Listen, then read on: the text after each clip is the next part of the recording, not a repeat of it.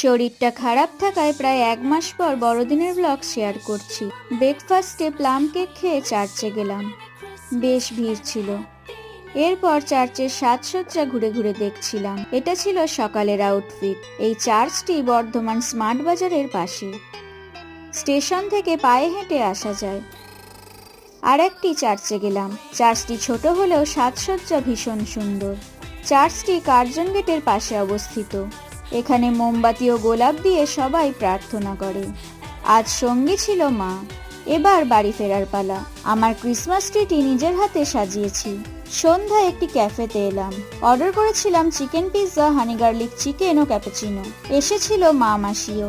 আলোয় মোড়ানো রাস্তায় বেশ কিছুক্ষণ ঘুরলাম। এটা ছিল সন্ধ্যার আউটফিট। আলোয় সেজে উঠেছে আমার ক্রিসমাস ট্রি।